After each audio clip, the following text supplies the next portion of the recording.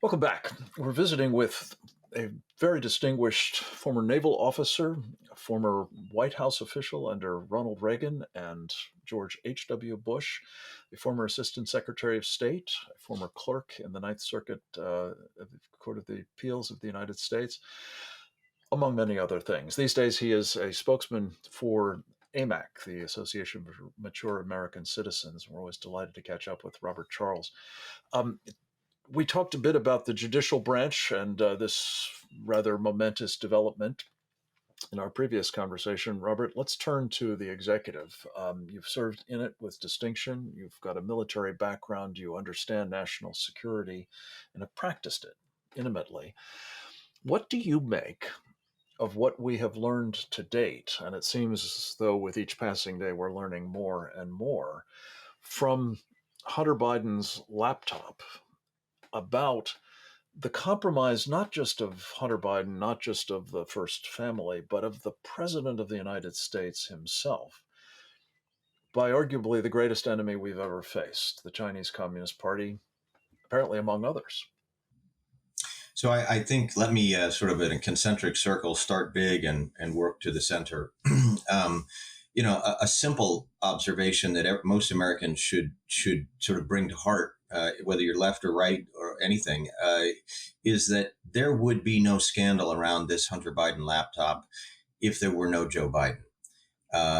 Joe Biden is the hub of well, what maybe a prosecutor would broadly call a complicit or conspiratorial turn of events. You have to have someone who has influence being sold in order to have sold influence, and so that's the big picture. And where that leads, one doesn't know. What we now see, sort of coming in that circle, is the likelihood of indictments begins to grow broadly, both because of domestic behavior or personal behavior that seems to be on that laptop, and because of the potential for national security compromise also involved in that laptop.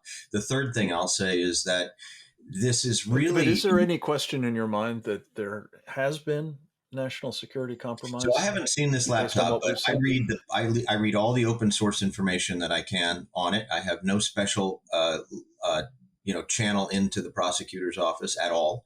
But what I interpret is that you have a series of events that we all know about that brought this son of a vice president at the time to China, where he cut deals that involved millions, tens of millions of dollars, and then did the same thing in Ukraine. And that the president, now current president, then vice president, was obviously aware of these things. He traveled with him. The notion that there were no conversations about what his son was doing in these countries is a bit untenable. So the question becomes, and this is really something going on inside the FBI, I think, and inside the national security community, is exactly what level of compromise might have been involved.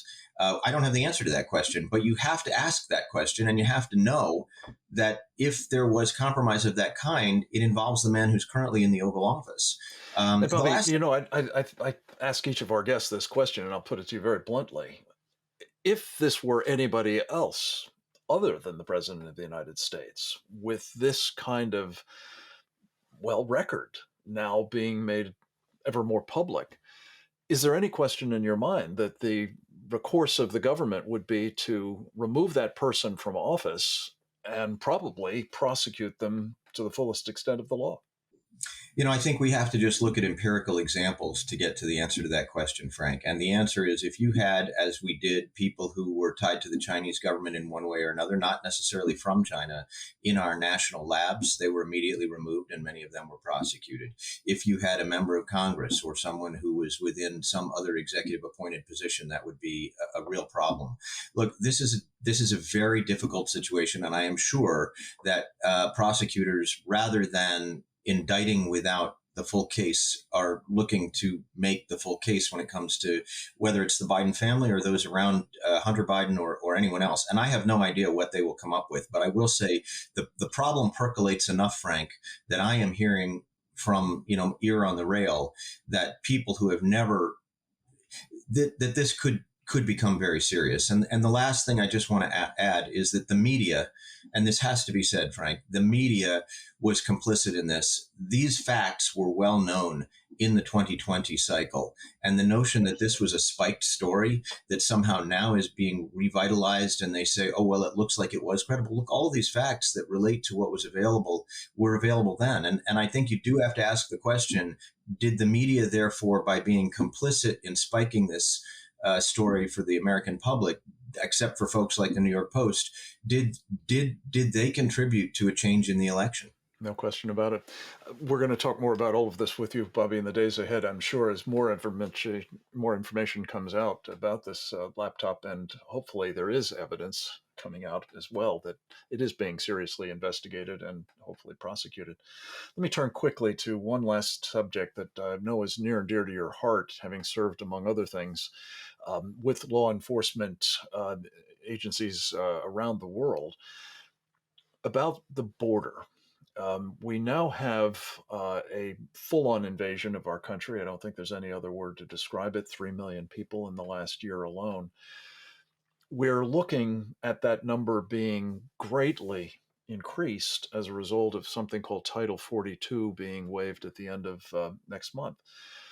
Give us your sense of both the stakes involved in allowing this problem to continue to metastasize, and frankly, I guess how much damage has already been done by the Biden administration as a matter of policy on the border. Yeah. So to unpack that quickly, Title 42, which is a law that came into existence in 1944, gives the president the authority to block and return people from crossing our border illegally if they have a communicable or may have a communicable disease. And the four countries that are the largest illegal crossers into this country actually are countries that have had roughly a third of their people inoculated and have in January had a massive spike in COVID. That's independent, by the way, of things like hepatitis and typhoid and syphilis and tuberculosis, which is very big in the region. So the point is, Title 42 ought to always be available, and it certainly shouldn't be waived in May, which is what this president is saying he's going to do. What are the stakes? The stakes are that you will flood again, sort of elevate, perhaps even double the number of people flooding the heartland who are potentially carrying this communicable disease. That's independent of the illegality of the crossing. We had a fairly orderly process, frankly, up through every president to ending with Trump. And that orderly process was that there was a room for seeking asylum if you were individually likely to be persecuted in your country for a variety of reasons. So you had a well-founded fear of persecution.